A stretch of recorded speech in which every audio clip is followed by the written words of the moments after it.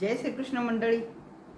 आपल्याला सर्वांना पुस्तक वाचायला खूप आवडतं आणि परंतु आपल्या दैनंदिन व्यवहारामध्ये कामं करताना धावपळीमध्ये आपल्याला ते काही सहज शक्य होत नाही. तेव्हा आपण या व्हिडिओच्या माध्यमातून एखाद्या पुस्तकाचा सारांश रूपाने अर्थ समजू शकू आणि म्हणून आज मी तुमच्यासमोर घेऊन येत आहे स्वामी विवेकानंदाचं प्रेमयोग. आता या प्रेमयोग पुस्तकामध्ये अतिशय सुंदर भक्तीचं विवेचन केलेलं आहे. प्रेम म्हणजे काय? आपण नेहमी एक शब्द ऐकतो की त्याचं खूप खरं प्रेम आहे माझ्यावर. खरं प्रेम, खरं आणि खोटं हे विशेषण प्रेमाला लागतच नाही. प्रेम म्हणजे प्रेम, ते खरं किंवा खोटं असूच शकत नाही. खोटं प्रेम जर असं म्हटलं आपण तर खोटं जर आहे तर ते प्रेम असूच शकत नाही. आणि म्हणून प्रेम या शब्दाला कोणतंही विशेषण लागत नाही. आणि हे अतिशय प्रेम म्हणजेच भक्तीचं एक लक्षण आहे. आणि जेव्हा आपण खऱ्या अर्थाने प्रेम करायला लागतो ना, तेव्हा आपल्याला त्यामधल्या अनेक गोष्टींची जाणीव व्हायला लागते आणि त्याग त्या प्रेमामध्ये कसा निहित असतो हेही आपल्याला समजते. आता पहा, प्रेमयोग हे विवेकानंदांचं अतिशय सुंदर पुस्तक. स्वामीजींनी त्यामध्ये मनुष्याच्या भक्तीविषयीच्या लक्षणांचं आणि त्याचं इतका सुंदर उहापोह केलेला आहे. आणि ते पुस्तक वाचताना खरंच फक्त आपल्यासाठी आणि आपल्यासाठी ते पुस्तक लिहिलेलं आहे असं वाटल्या वाचून राहत नाही. कारण ज्या गोष्टी आपण दैनंदिन जीवनामध्ये पाहतो त्या गोष्टी आपल्याला आपण भक्ती हा शब्द आपण सहज अर्थाने घेतो. जसं आपण रोजची पूजा अर्चा, देवाला फुल वाहणे, नमस्कार करणे या सगळ्याला भक्ती एक उपमा देऊन टाकतो.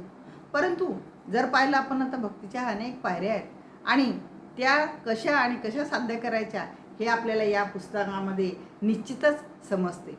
आता यामध्ये भक्ती ही कशी घडून येईल तर सगळ्यात पहिलं वाक्य या पुस्तकामध्ये आपल्याला भक्त प्रल्हादाचं दिसून येते की सामान्य संसारी जीवाला ज्या या संसारामध्ये किती अतिशय आनंद वाटतो, त्या गोष्टी करण्यामध्ये त्याला किती रस आहे, तेवढा रस मला परमेश्वरा तुझ्यामध्ये येऊ दे, तेव्हा ती खऱ्या अर्थाने उत्कट भक्ती होईल. पहा, आपण संसारी जीव प्रत्येकजण आपल्या कुटुंबासाठी समाजासाठी किती झटत असतो, किती कार्य करीत असतो, सकाळपासून तर संध्याकाळपर्यंत किती धावाधाव करीत असतो. तो सगळं कशासाठी करतो तर आपल्या छोट्याशा संसारासाठीच करत असतो. परंतु तेवढं जेवढे कष्ट आपण या संसारासाठी करत आहोत तेवढे कष्ट, तेवढी तन्मयता जर आपण ईश्वराप्रती लावली तर तेव्हा ती भक्ती सिद्ध होते.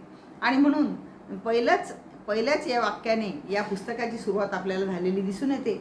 आणि सुरुवातीलाच या पुस्तकामध्ये आपल्याला भक्ती करण्यासाठी ज्या पायऱ्या आहेत त्याचं आपल्याला उदाहरण मिळतं. यातलं सगळ्यात पहिलं साधना आपल्याला आहे ती आहे विवेक. विवेक या अर्थी, विवेक हा शब्द आपण सारासार विचार या अर्थाने वापरतो, परंतु या ठिकाणी विवेक हा शब्द आपल्या आहारमीमांसेबद्दल केलेला आहे. आपण जे अन्न खातो त्यामुळेच आपलं मन तयार होते. बघा, आपण जर खूप पंचपक्वान्न खाल्ले आणि खूप भरपेट खाल्लं त्या दिवशी आपल्या कामामध्ये लक्ष लागत नाही आणि आपल्याला खूप जड वाटायला लागतं आणि दिवसभर आपला असा आळसामध्ये निघून जातो. पण तेच भोजन जर आपण प्रमाणात केलं आणि नेहमीसारखं केलं तर आपल्याला आपले दैनंदिन कामं कशी सुकर होता ह्या छोट्या छोट्या गोष्टीवरून आपल्या लक्षात येते. अप्पाचे जेवण जर आपण केलं, जर आपल्याला ते पचन झालं नाही तर दिवसभर आपला वाया जातो. म्हणजेच काय तर या अन्नमय, आपला जीव हा अन्नमय आहे आणि त्यामुळे जे आपण अन्न ग्रहण करू त्या अन्न ग्रहणावरच आपलं मन तयार होते आणि त्याप्रमाणे आपण कार्य करतो. जर आपण अन्न ग्रहण करण्यामध्ये जर विचारपूर्वक आणि योग्य आहार आपण जर घेतला, मग तो आपण आहार कुठून घेतो, कसा घेतो आणि कोणाचं अन्न खातो आहे, त्या माणसाचे विचार कसे होते त्या बनवताना, या गोष्टीचा सुद्धा यामध्ये विचार केलेला आहे. मग आता आपल्याला या धावपळीच्या जीवनात तर एवढ्या सगळ्या गोष्टी करणं शक्य नाही आहे आणि म्हणून आपण या गोष्टीचा विचार केला पाहिजे की जे आपण खातो आहे ते खाताना आपण तो ईश्वराने दिलेला प्रसाद आहे असं समजून ईश्वराचं नामस्मरण जर करत जर अन्न ग्रहण केलं तर आपल्याला त्याचा तेवढा दोष लागणार नाही. आपण जो प्रसाद खातो तो आपण भगवंताचा प्रसाद म्हणून ग्रहण करतो आणि तेव्हा त्याचे दोष आपल्याला लागत नाही. तद्वतच बाहेरचं अन्न आपल्याला खाण्याचा कधी काळी प्रसंग आलाच तर ते आपण कोणत्या पद्धतीने खातो आहे, कसं खातो आहे यावर सुद्धा त्याचे दोष आपल्याला लागू होतात. आणि म्हणून अन्नग्रहण हा आपल्या भक्तिमार्गातला पहिला विचार विवेक या साधनाद्वारे सांगितलेला आहे. परंतु श्रीमद शंकराचार्य या गोष्टीचा आपल्याला दुसऱ्या पैलूसुद्धा आपल्यासमोर उलगडून दाखवतात. तर त्यांचं म्हणणं आहे की आपण सर्वजण जे अन्न ग्रहण करतो त्याचा असा अर्थ आहे की आपण जे अन्न आपण कुठलेही ग्रहण करा, पण मन मात्र आपलं नेहमी शुद्ध ठेवा. आहार जरी आपला कोणताही झाला तरी आपलं मन मात्र जर शुद्ध असेल तर आपल्यावर त्या आहाराचा परिणाम होणार नाही आणि आपलं मन हे नेहमीसाठी चांगलं राहील. आणि म्हणून आपण प्रेम सर्वांवर करावं, परंतु आपण कोणाचाही गुलाम होऊ नये. गुलाम झालं की आपण स्वार्थी व्हायला लागतो. आता आपण पाहतोच प्रेमामधले अनेक उदाहरणं. तर त्याग यावर जर तो नियत असेल तर मात्र ते प्रेम अतिशय उत्तुच्च पातळीवर आपल्याला नेऊन ठेवते. आणि म्हणून ईर्ष्या आणि द्वेषरहित प्रेम करणं आपण शिकलं पाहिजे. ईर्ष्या आणि द्वेष जर आपल्या मनामध्ये राहिला नाही तर साहजिकच आपलं सर्वांवर प्रेम घडून येईल, असं या पुस्तकाच्या माध्यमातून आपल्या लक्षात येतं. दुसरी गोष्ट, आपण मोह आणि भयरहित राहिलो. मोह म्हणजे आपल्याला अनेक गोष्टींची आसक्ती असते की हे मला हवं आहे, मला ते हवं आहे, आणि आपल्या मनामध्ये अनेक गोष्टींची भीती नेहमी असते. भीती असणंही साहजिकच आहे. आणि ती भीती जर आपण ईश्वरार्पण बुद्धी जर ठेवली तर आपण त्या भीतीपासून सुद्धा 4 हात लांब राहू शकतो. आणि म्हणून या पुस्तकातून आपल्याला या गोष्टींचीही मीमांसा माहीत पडते की आपण आहार कसा ठेवला पाहिजे आणि आपलं मन आपण कसं भयमुक्त आणि स्वार्थमुक्त ठेवलं तर आपल्याला भक्तीच्या दिशेनं आपलं पहिलं पाऊल चालल्या वाचून राहणार नाही. आता त्यामध्ये आणखीन एक गोष्ट आहे आपल्याला की आपल्याला त्या गोष्टीचा निरंतर अभ्यास करावा लागेल. तुम्हाला जर खरंच ईश्वर भक्ती करायची आहे तर तुम्हाला त्यासाठी सतत अभ्यासवृत्ती ठेवावी लागेल. जसं एखादा विद्यार्थी परीक्षा पास होण्यासाठी दररोज आपला अभ्यास करत राहतो, तद्वतच तुम्हाला भक्ती संपादन करण्यासाठी दररोज काही ना काही आपल्याला एक सवय लावून ठेवावी लागेल आणि दररोज आपली ती साधना आपल्याला पूर्ण करावी लागेल. जर आपण सतत त्याचा अभ्यास करत राहिलो तर आपल्या मनाला त्याची सवय होऊन जाते आणि मग आपल्याला ती गोष्ट कठीण वाटत नाही. आणि म्हणून अभ्यास ही यातील एक अत्यंत महत्त्वाची पायरी आहे. नंतर आपल्या लक्षात येईल की क्रिया, कर्म, आपण म्हणतो की कर्म हे परत फिरून येते. जर एखादा चेंडू तुम्ही घेतला आणि पूर्ण ताकदीनिशी जर फेकून मारला तो तेवढ्याच वेगाने तुमच्याकडे येतो. तद्वतच तुम्ही केलेले चांगले कर्म किंवा तुम्ही केलेले वाईट कर्म हे तेवढ्याच वेगाने तुमच्याकडे परत येत असतात. आणि म्हणून आपले कर्म कसे होत आहे याकडे माणसाने निरंतर लक्ष देणं आवश्यक आहे. नंतर येते आपली 5वी पायरी येते याची भूतयज्ञ. भूतयज्ञ म्हणजे काय? जो भेटे भूत तो माने जे भगवंत, असं आपण अनेक संतांच्या तोंडून ऐकतो. या पृथ्वीतलावर अनेक जीव आपापल्या परीनं जीवन जगत असतात आणि या आपल्या संपूर्ण सृष्टीला आपलं काहीतरी योगदान देत असतात. सूक्ष्म जीवापासून तर मोठ्या प्राण्यांपर्यंत प्रत्येकजण या पृथ्वीतलावर आपलं कार्य पूर्ण करत असतात. तद्वच या सर्व प्राण्यांविषयी आपल्या मनामध्ये दयाभाव असणं अत्यंत आवश्यक आहे. आणि तो जर दयाभाव तुमच्या मनामध्ये असेल तरच तुम्ही भक्तीची आणखी ही 5वी पायरी पूर्ण करू शकाल आणि ईश्वराच्या जवळ जाण्याचा प्रयत्न तुमचा सुरू होईल. हे आपण लक्षात ठेवलं पाहिजे. नंतर आहे पवित्रता, कल्याण, पवित्रता. ह्या गोष्टी आपल्या जीवनामध्ये अत्यंत आवश्यक आहे. पवित्रता असल्याशिवाय आपण कोणतीही गोष्ट पूर्ण करू शकणार नाही. आता यामध्ये सत्य, आर्जव, निष्कपटपणा ह्या गोष्टी असणं अत्यंत आवश्यक आहे. दया, सहानुभूती ह्या गोष्टींची सुद्धा तुमच्यामध्ये आवश्यकता आहे.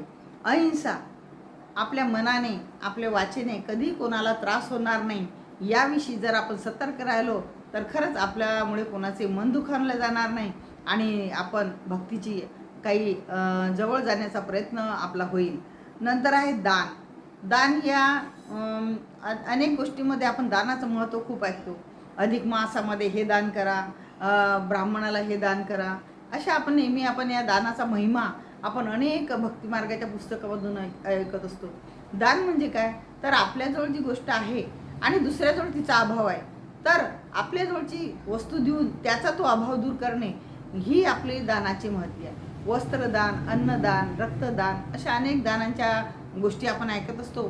तर आपल्याला शक्य होईल ते आपल्याला शक्य असेल ते दान करणं अत्यंत आवश्यक आहे. आणि दान म्हणजे काय, मंदिरामध्ये जाऊन दानपेट्यामध्ये भरघोस रक्कम टाकणे म्हणजेच काही दान नाही. तर दारी आलेल्या व्यक्तीला काही अन्नदान करणे, एखाद्या भुकेलेल्या प्राण्याला अन्नदान करणे, ह्या गोष्टीसुद्धा दानाच्या व्याख्येत मोडतात. तर दानाची एक अतिशय सुंदर कथा आहे की एखाद्या व्यक्तीने आपल्याजवळचं सर्वस्व दान दिलं. आपल्याजवळची शिदोरी होती ती एका कुत्र्याला खाऊ घातली आणि त्याचा परिणाम असा झाला की त्याच्या पुण्याची गठडी एकदम खूप मोठी होऊन गेली. म्हणजेच काय, तर तुमच्याजवळ त्यावेळेस जी वस्तू आहे जी तुम्ही दुसऱ्याला देऊ शकता, त्यामुळे तुमचं खूप मोठं काही आर्थिक नुकसान होत नाही. अशी गोष्ट आपण दुसऱ्याला देऊ शकतो. आणि म्हणून दान हा आपल्या मनाला शुद्ध करण्याचा सगळ्यात मोठा उपाय आहे. आणि म्हणून आपण तो केला पाहिजे. जे शक्य असेल त्या त्या याने आपण दुसऱ्याला सहकार्य. आता दान म्हणजे काही फक्त पैसेच दान करणं नाही, तर विचार दान करणं.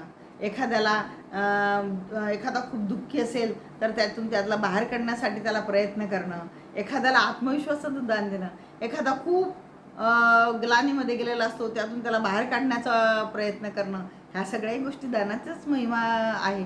आणि म्हणून आपल्याला जे जे शक्य आहे ते ते इतरांसाठी करणं हे या दानाच्याच व्याख्येत येते. आणि म्हणून दान म्हणजे खूप पैसा अडका असेल तो दान करू शकतो असं नाही, तर दुसऱ्याला केलेली छोटीशी मदत ही सुद्धा दानातच येते. आणि म्हणून दान ही गोष्ट या ठिकाणी अधोरेखित सुद्धा केलेली आहे. आणि नंतरचं एक महत्त्वाचं आणि मोठी गोष्ट या पुस्तकामध्ये सांगितली आहे ती म्हणजे अनवसाद, म्हणजे दुःखी न राहणं. आपण नेहमी प्रसन्न चित्त राहिलं पाहिजे. आता पहा, जेव्हा आपण एखादा गंभीर मुद्दा करतो तेव्हा आपल्याला पण समोरचाही गंभीर होऊन जातो. आपण जर आपल्या दुःखाची गोष्ट सांगत बसलो तर समोरचाही दुःखी होतो. आणि आपल्याला दुसऱ्याला दुःखी करण्याचा काही अधिकार नाही. तेव्हा तुम्ही प्रसन्न राहा, तुम्ही हसतमुख राहा, समोरचाही तुमच्याकडे पाहून हसेल आणि आनंद व्यक्त करेल. तेव्हा प्रसन्नचित्त राहणं ही ईश्वराकडे जाण्याची सर्वात मोठी आणि उत्तम पायरी आहे. पहा, तुम्ही जर प्रसन्न असले तर आपले विचारही प्रसन्न होतात, आपल्या मनामध्ये चांगल्या भावना येतात. आणि म्हणून प्रसन्न राहणं ही सगळ्यात मोठी उपलब्धी आहे. आणि प्रसन्नतेने काय शक्य आहे बघा, प्रसन्नतेने आपल्या आजूबाजूचे लोकही प्रसन्न राहतात आणि वातावरण शुद्ध राहतं. आणि ईश्वर गंभीर मुद्रा करून दुःखी अंतःकरणाच्या लोकांना मिळणार आहे का? आता तुम्ही परमेश्वराचं नुसतं स्मरण करा, पहा किती प्रसन्न मुद्रेने ईश्वर आपल्याकडे बघत असतो. जर जो अतिशय प्रसन्न आहे त्याच्यासमोर जर तुम्ही दुःखी चेहरे घेऊन गेला तर तो कसा तुम्हाला पाहून प्रसन्न होईल? आणि म्हणून तुम्ही प्रसन्न राहा, म्हणजे आजूबाजूचे सर्व जीव प्रसन्न होतील आणि तुम्हालाही प्रसन्नता प्रदान होईल आणि तुम्ही ईश्वराच्या अतिशय निकट पोहोचू शकाल. आणि म्हणून प्रसन्नता ही ती ईश्वराच्याकडे जाण्याची सर्वात मोठी पायरी आहे. आणि म्हणून आपण प्रसन्नतेने या पुस्तकाच्या पुढच्या भागाची वाट पाहूया आणि पुन्हा भेटूया. नमस्कार.